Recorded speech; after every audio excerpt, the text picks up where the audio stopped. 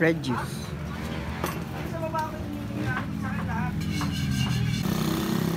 And ito yung tsura dito guys. Ginagawa kasi ng Manila Water yung dito. Naglalagay sila ng mga pipe ngayon. Kaya may hukay dito, mapapansin. Manila Water yung gumagawa dito guys. Ito yung backhoe nila. Yan. Medyo umuulan-ulan lang ngayon. Siguro suot lang natin yung hoodie natin. Alright. Kasi umuulan dito eh. Kaya lang suotin natin.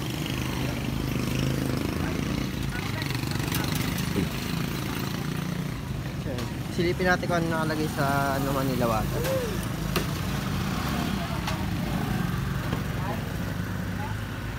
Pipe laying ongoing kasi Papa naman nagagawa din sa court. Yan yung ginagawa niya, yung bakal or linya ng court.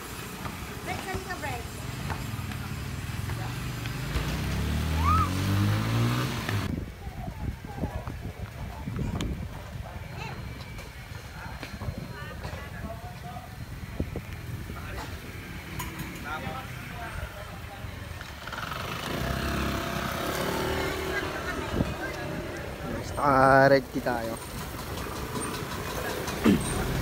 Kung taga dito lang kayo sa amin sa Southville, tapos mapapadaan kayo, pwede kayong bumili na palamig sa amin or yung Nokma. So guys, balik tayo sa pwesto.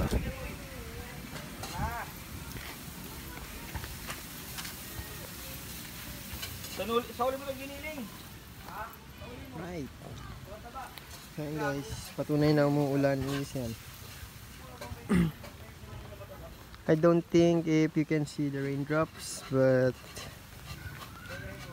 this is actually the raindrops on my MC.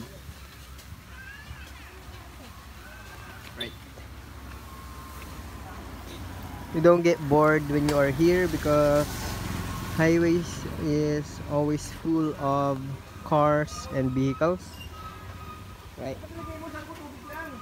You get entertained by passing cars, motorcycles, and so on. Alright. Dun sa taas is the sitio Nagpatong. And dun yung Risa papunta dun. Alright. Papayta ko sa yung mga manok namin guys.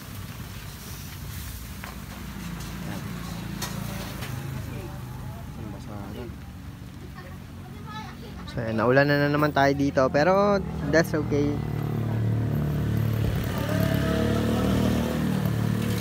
Right.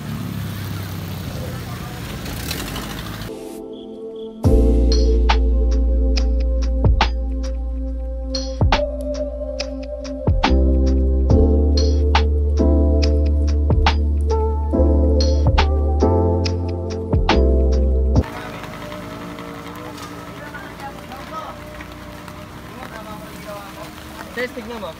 Ganda oh. Yan guys, dito yung pares sa tabi namin.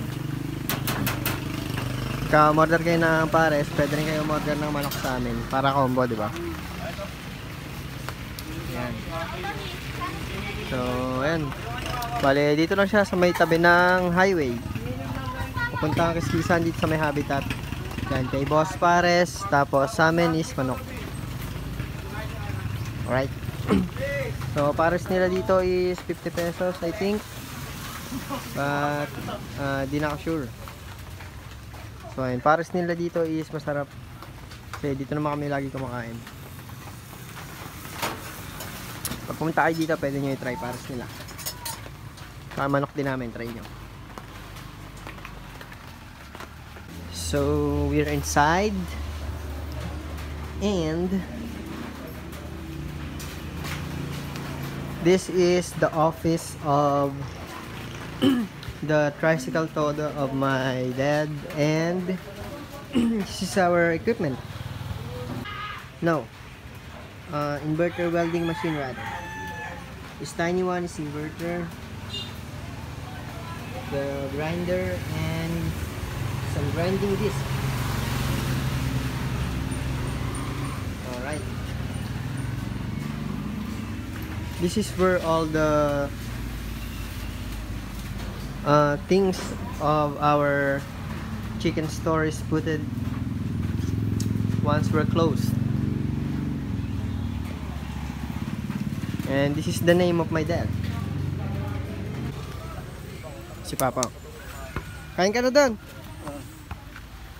Ito yung mga bakal. Guys, dito yung court na ginagawa, guys.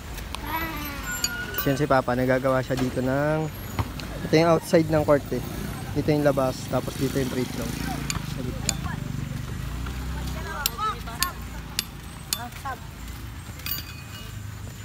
Yan guys, dito yung court sa may habitat.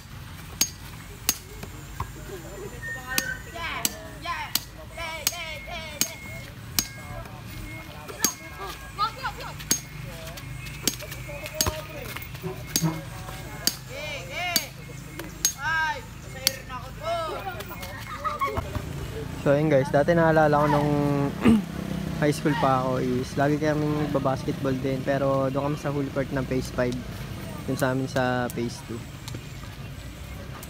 Maganda lang dito kasi medyo malawak yung court eh. Yun. Yung mga black na lines is yan yung outside, tapos din yung inside ng free throw. Siguro magpapaliga si Press dito ng 3x3. Ayun, nabanggit din niya ni Papa, so ayun, vlog natin yung liga dito pag nagkaroon na. Kasi para, di ba, ma-discover din yung basketball dito banda.